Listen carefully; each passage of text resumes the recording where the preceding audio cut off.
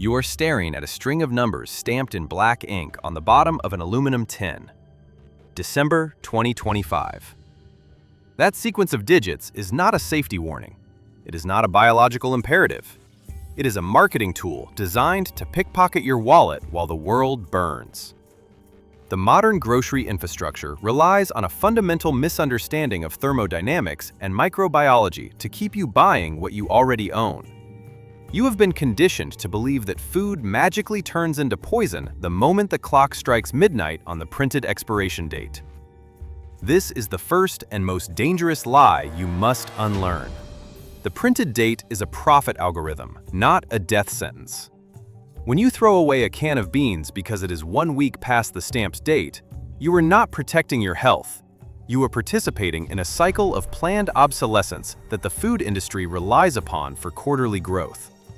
To survive the coming economic collapse, you must replace anxiety with chemistry. The metal can is not just a container, it is a steel coffin for bacteria. The process of canning is an act of sterilizing time. Food is sealed inside a steel or aluminum vessel, then subjected to high-pressure heat, often exceeding 121 degrees Celsius. This specific temperature is critical because it destroys the spores of Clostridium botulinum, the bacteria responsible for botulism. Once those spores are obliterated and the vacuum seal is established, biological time stops. Without oxygen and without living pathogens, decomposition is physically impossible. The contents of that can do not know if it has been 1 year or 50 years. The only variable that matters is the integrity of the seal. If the can is swollen, rusted, or leaking, the seal has failed, and the physics of the vacuum have been breached by the chaos of the outside world. That is poison. But if the can is intact, the food inside is calories, and in a survival scenario, calories are the only currency that matters. The United States Army and the National Food Processors Association once analyzed canned food recovered from the steamboat Bertrand, which sank in the Missouri River in 1865. 109 years later, the canned peaches, oysters, and plum pudding were analyzed. They were chemically safe to eat. The texture had softened, the vitamins had degraded, but the caloric energy remained, and the pathogens were non-existent. If food can survive a century at the bottom of a river, it can survive 2 decades in your basement. You do not need a bunker budget. You need to know which dollar store items are chemically engineered for immortality. Item number 1, canned luncheon meat. You might know it as Spam, treat, or generic spiced ham. The culinary world mocks it. Your palate might reject it. But in a total grid-down scenario, this rectangular block of pink meat is arguably the most valuable item in your pantry. The reason is not the taste. The reason is sodium nitrite. Fresh meat rots because it is a breeding ground for bacteria. Canned luncheon meat is a fortress of salt and preservatives. A standard 12-ounce can of Spam contains over 4,000 milligrams of sodium. In a civilized world, doctors call this a heart attack risk. In a survival world, sodium is life. Hyponatremia, or low blood sodium, causes muscle cramps, confusion, and eventually seizures. When you are exerting yourself to secure water or fortify shelter, you will sweat out your salt reserves rapidly. This block of meat replenishes those electrolytes while delivering massive caloric density through fat. The inclusion of sodium nitrite, chemically represented as NaNO2, serves a dual purpose. It fixes the pink color, preventing the meat from turning a gray death shade. But more importantly, it is a potent antimicrobial agent. It specifically targets and inhibits the growth of botulism spores. The manufacturers add this chemical to ensure shelf stability, but they have inadvertently created a survival ration that defies decay. Consider the caloric mathematics. 1 can of generic luncheon meat costs approximately $1.25. It contains roughly 1,000 calories and 30 grams of fat. To get that same caloric density from canned green beans, you would need to consume nearly 10 cans. Space is finite. In your backpack or your pantry, you need density. You cannot carry 10 cans of water-heavy vegetables. You can carry 1 block of salted, nitrated pork. Do not treat this item as a meal. Treat it as a flavor enhancer and a salt supplement for bland carbohydrates. When the supply chains shatter, you will likely be subsisting on rice or foraged greens. A single slice of this sodium-rich meat can make a pot of boiled weeds palatable enough to eat. It is not about enjoyment. It is about tricking your brain into consuming enough calories to keep your body temperature up. However, the tin itself presents a secondary value often overlooked. The rectangular shape of luncheon meat cans makes them stackable with zero wasted space, unlike cylindrical cans which leave gaps. In logistics, this is called packing efficiency. When you are hiding supplies under floorboards or in tight crawl spaces, geometry matters. Furthermore, the high fat content allows the meat to be eaten cold. Most fats solidify and become unpalatable wax when cold, but the processed fat in luncheon meat remains semi-soft. This means you do not need to waste precious fuel heating it up. You can consume it in silence, in the dark, without the light or smell of a fire giving away your position. The survivalist chooses utility over gastronomy, but meat alone will kill you. A diet consisting entirely of protein and fat leads to rabbit starvation and ketosis, which can impair cognitive function when you need it most. You need a carbohydrate source that mimics the longevity of the meat, but provides the fiber necessary to keep your digestive system functioning. The next item on the list is often ignored because it requires water to process, but in its canned form, the work has already been done for you. It is the perfect chemical counterpart to the sodium block. Item number 2. Canned white rice or canned potatoes. Wait, correct that. Canned rice is rare and often turns to mush. The superior, ubiquitous option found in every dollar store for under $1 is canned whole potatoes. The potato is a nutritional powerhouse that kept civilizations alive, but raw potatoes rot. They sprout eyes, turn soft, and develop solanine, a toxic alkaloid. Dehydrated potato flakes are an option, but they require you to have a surplus of water to rehydrate them. In a drought or a contaminated water scenario, using your clean water just to make food edible is a tactical error. Canned potatoes are suspended in water. This is critical. When you open a can of potatoes, you are not just acquiring starch, you are acquiring hydration. The liquid inside the can is safe to drink. It contains dissolved starches and minerals leached from the potatoes during the canning process. Do not drain the liquid. In a survival situation, pouring that starchy water down the drain is equivalent to pouring away potential energy. Drink it. Use it as a base for soup. The potatoes themselves provide the necessary carbohydrates to fuel your brain's glucose requirements. Your brain consumes roughly 20% of your body's total energy. Without carbohydrates, your decision-making abilities degrade. You become slow, irritable, and prone to mistakes. In a high-stakes environment, a mental mistake is lethal. The canning process for potatoes involves peeling them, which removes the skin where most soil-borne pathogens reside, and then boiling them in the can. This gelatinizes the starches, making them instantly digestible. You do not need to cook them. You can eat them straight from the tin. Combine the canned potato with the luncheon meat.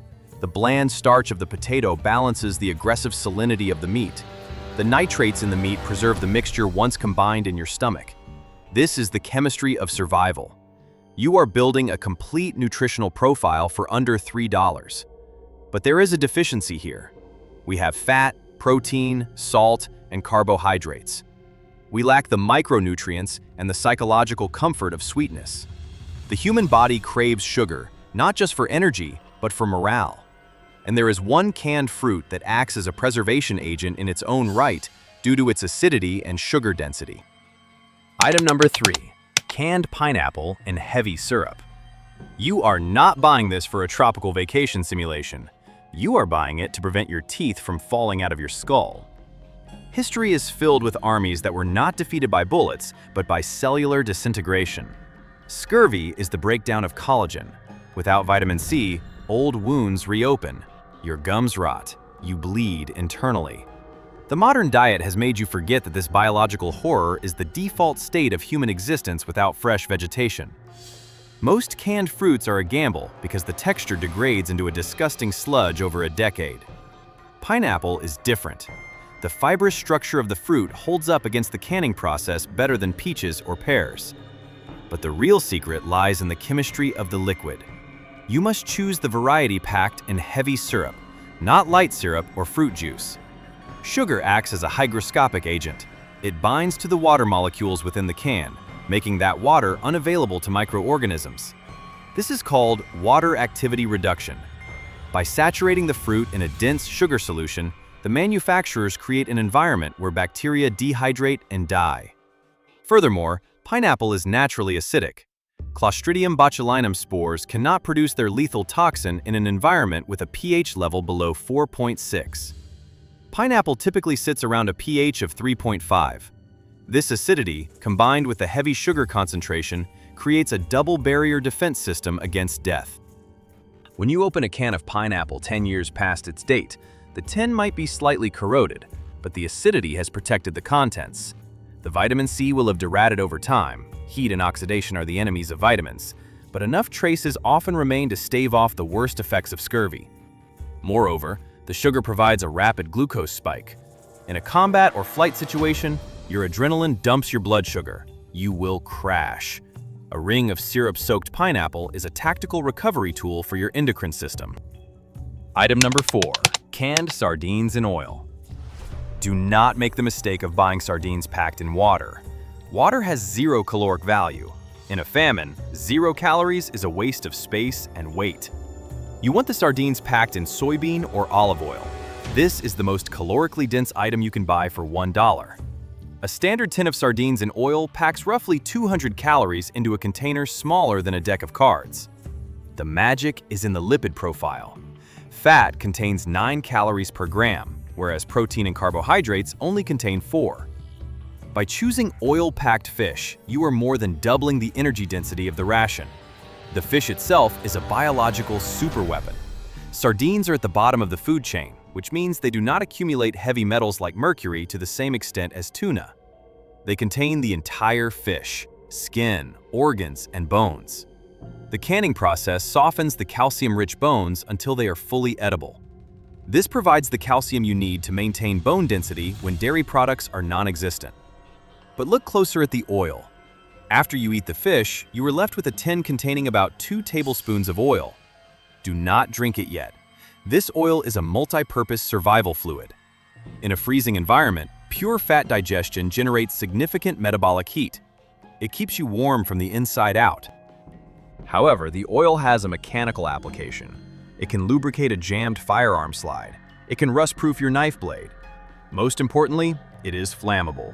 With a small piece of cotton cloth or a twisted piece of paper acting as a wick, a tin of sardine oil becomes an improvised candle that will burn for hours. Light and heat are psychological anchors. The darkness breaks the human mind faster than hunger does. A $1 tin of fish provides food, calcium, weapon maintenance, and illumination. The grocery store labels it as a snack. You must label it as a tactical resource. Item number 5. Canned baked beans. This is the ultimate staple of the bunker pantry, but you are likely storing it for the wrong reason. The musical fruit jokes distract from the serious biological utility of the legume. Beans are high in fiber, which is the mechanical regulator of your digestive tract. In a survival scenario, your diet will change drastically. You will be eating processed garbage, scavenged scraps, or strange plants. This causes severe gastrointestinal distress, ranging from debilitating constipation to life-threatening diarrhea. Diarrhea kills. It dehydrates you faster than you can find clean water. The soluble fiber in baked beans absorbs water in the gut and adds bulk to the stool, regulating digestion and preventing the fatal loss of fluids. The sauce in baked beans is usually a tomato and sugar base. As discussed with the pineapple, the acidity of the tomatoes and the density of the sugar extend the shelf life far beyond the printed numbers. But there is a hidden synergy here. A bean is not a complete protein. It lacks certain essential amino acids like methionine. However, if you have stored the canned potatoes or rice mentioned earlier, you unlock a biological key. The amino acids in the beans, combined with the amino acids in the starch, form a complete protein. This mimics the protein profile of red meat. You do not need a steak to build muscle and repair tissue. You need beans and starch. The canning process for beans involves a severe heat treatment because beans grow in the soil, which is the natural habitat of botulism spores. To get the beans soft, the industry blasts them with heat for extended periods. This means a can of beans is one of the most sterile environments in the supermarket. The beans turn to mush over the decades, losing their individual texture, but the nutritional slurry remains potent. Item number 6. Sweetened condensed milk. Fresh milk is a memory in the apocalypse. Powdered milk spoils if the bag is punctured and humidity enters. But sweetened condensed milk is immortal. This product was literally invented to feed soldiers during the American Civil War because fresh milk was killing the troops with bacteria. The process removes 60% of the water from the milk and adds a massive amount of sugar, roughly 45% by weight. The resulting osmotic pressure is so high that bacteria cannot function. They are crushed by the physics of the sugar solution. A single 14-ounce can contains over 1,300 calories. It is a bomb of fat and sugar. It takes up almost no space. You can dilute it with water to make a milk substitute for infants or the elderly, but in a high-stress scenario, you eat it by the spoonful. It is pure, instant energy. The thick, viscous nature of the milk coats the stomach lining. If you are suffering from a gastric ulcer brought on by the stress of survival, and you likely will be, condensed milk can soothe the pain enough to allow you to sleep. It is also one of the few items that can be traded as a luxury. When people are starving, they crave fat. When they are depressed, they crave sugar. This can offer both. It is a high-value barter item that costs less than $2. Item number 7. Canned honey.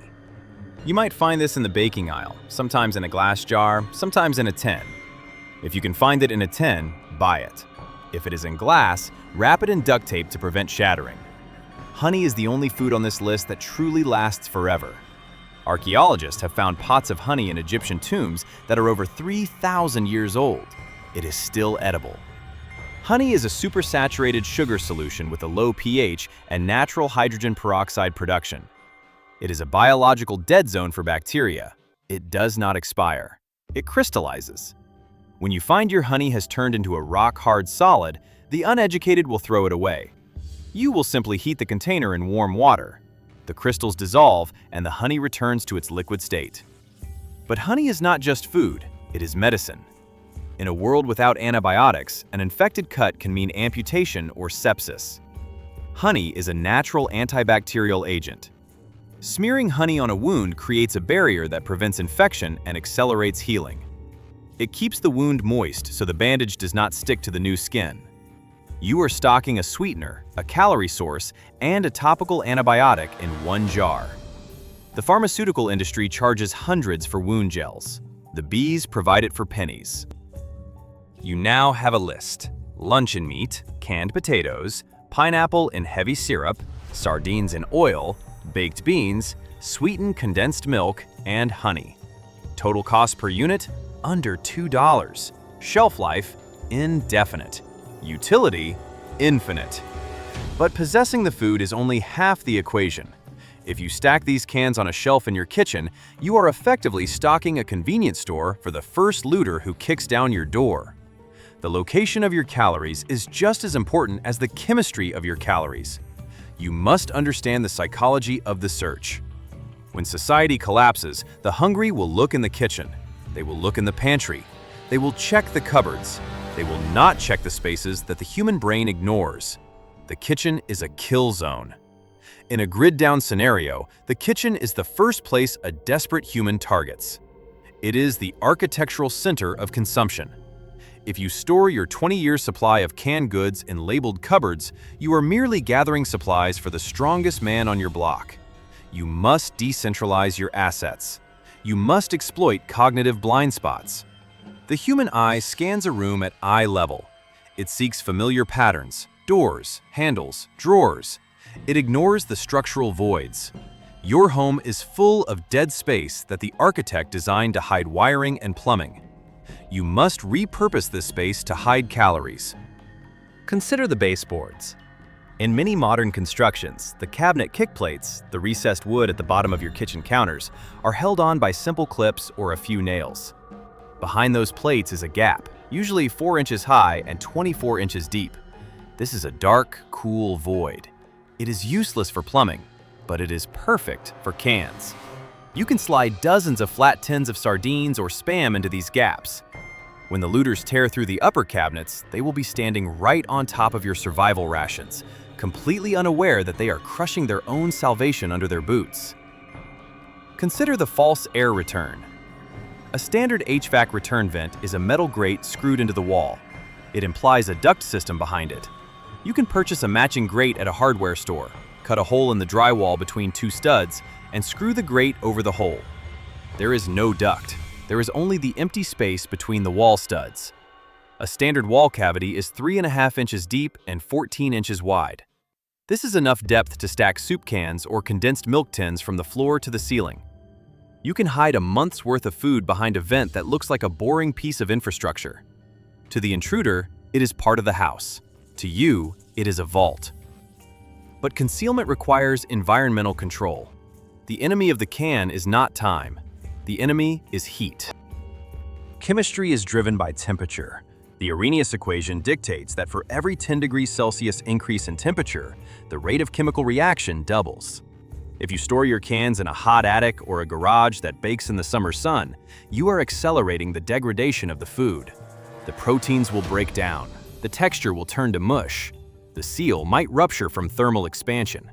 You must store your cache low. Heat rises. The floor is cooler than the ceiling. A basement is superior to a ground floor.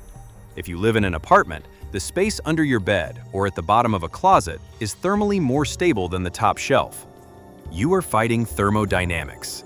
Keep the cans cool, keep them dry to prevent external rust, and they will outlive you. However, hiding the food is only half the battle. You must manage the operational security, or OPSEC, of your inventory. The greatest threat to your stockpile is not a stranger. It is your neighbor. It is your friend. It is the person you trust today. Hunger rewires the human brain.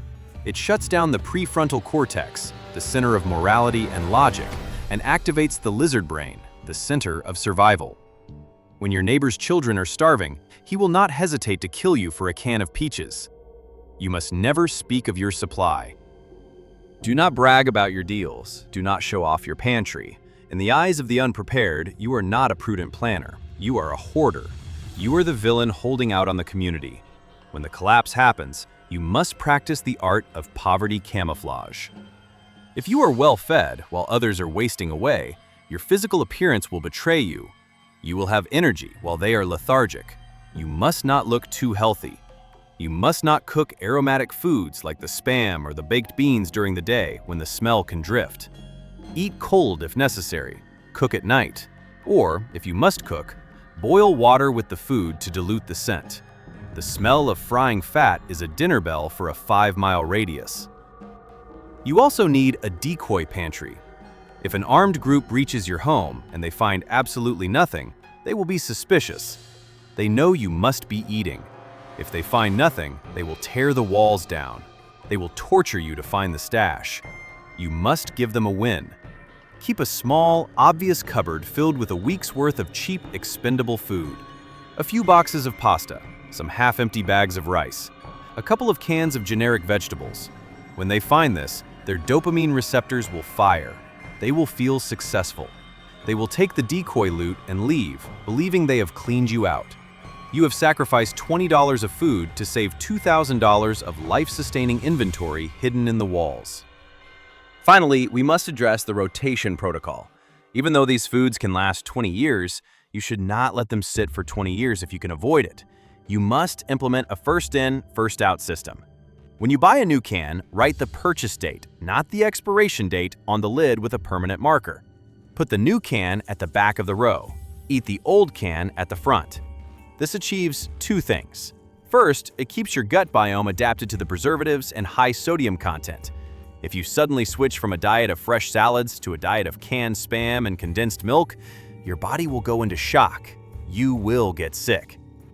By integrating these foods into your weekly routine, you harden your digestive system. Second, it allows you to inspect your inventory. When you open a can that is 5 or 10 years old, do not just blindly eat it. Perform the sensory check. Listen, when the can opener pierces the lid, there should be a hiss of air rushing in. This is the vacuum seal breaking.